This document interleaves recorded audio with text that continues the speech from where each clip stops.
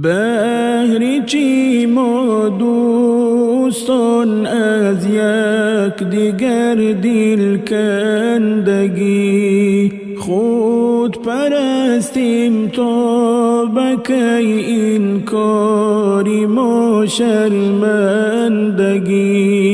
لحظه ای که بنده مومی نماییم بندگی، ارزشی رنجاندنی قلبی ندارد زندگی. وقت دولت داشتن پامینیم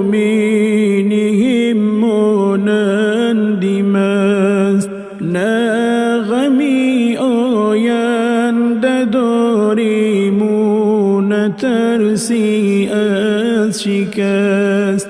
با سلامی آدمان گیریم علیک بانوگی دست، ارزشی رنجاندنی قلبی ندارد زندگی.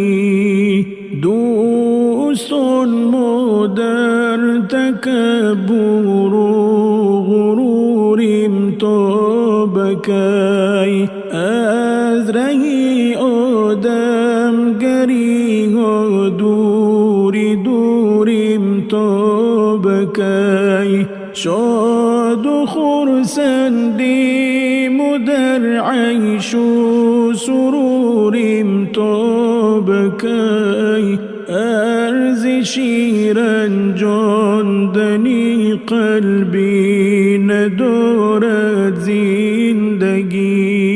می رویم پیش و قفا بالاخره بر خاکی گور، می برند ما را اگر چندی نمی خواهیم بزور.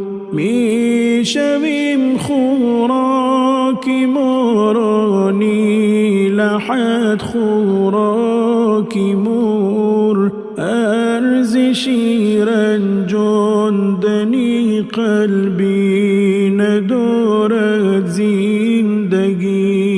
رو به قبرستان و باری حال یاران را ببین، خفته اند پهلوی هم با آرزو زیری زمین. محکم پر قسمتی آینده ای هر کس همین، ارزشی رنجاندنی قلبی ندارد